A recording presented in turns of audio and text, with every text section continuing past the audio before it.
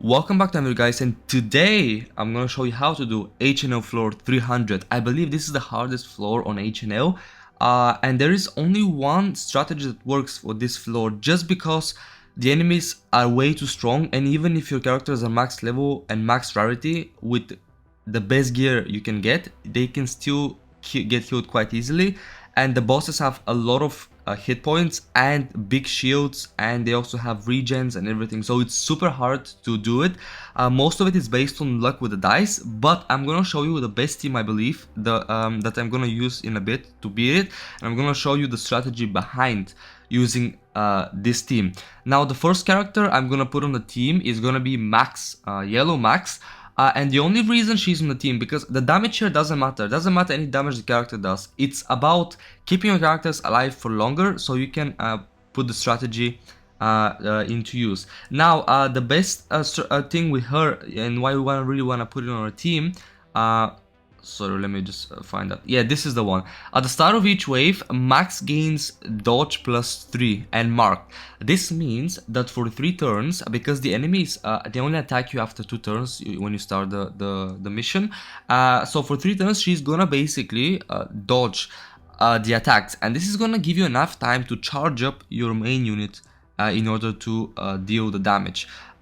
So this is really important that you want to have Max, because she is the shield in the beginning, and ideally you really want to keep resetting until you get the good combination of dices here, but you really want to have Max. And by the way, I do have to say, guys, make sure your characters are pretty much, I'm struggling with ultra characters, so I cannot imagine if they're below ultra what's gonna happen. So make sure your characters are really as high level as possible, and they're at the maximum rarity before you try to attempt this mission. The main character for this mission is gonna be Mike. His poison is what is gonna help you finish the mission, because what I've noticed is the poison actually stacks as well.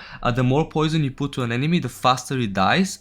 So this is really important. You really want to charge up Mike. You want to make sure that at the start of the mission you have plenty of green dice, so you can charge up Mike straight away. You need 8 dice to charge up his ability, just so you know, and he's gonna change them into poison dice.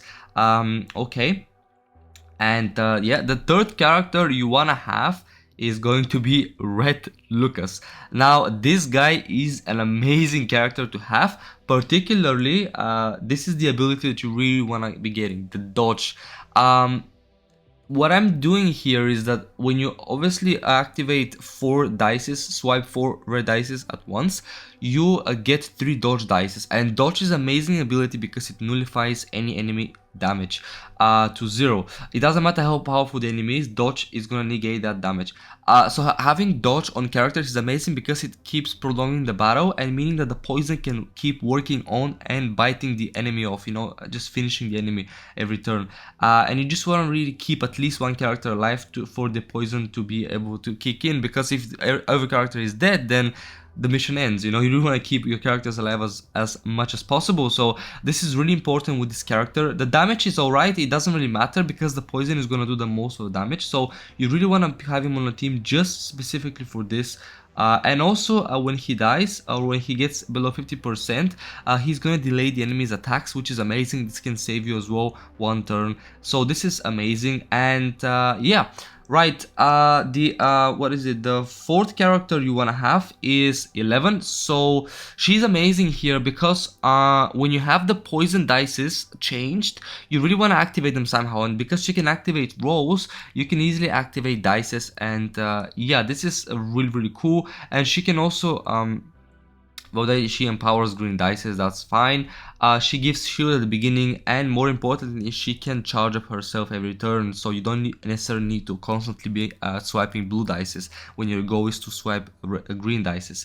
The final character, now this is a bit of controversial because I've seen people beat this mission with Steve, but I believe Steve doesn't contribute to the table at all. His damage is honestly useless in this mission. Eddie is the best option in my opinion, particularly because of his last ability. Ideally, by the time you finish this mission, most of your team is going to be dead, and Eddie has an amazing ability. When he dies, he's going to activate 10 random dices, and easily this is going to be a lot of green dices in your case, because if you have a bunch of green dices, Mike can activate 8 at the time. He can change 8 green dices to poison, and just being able to activate 10 random ones, the chances are pretty big that you actually gonna hit and activate straight away a poison dice, and that's amazing.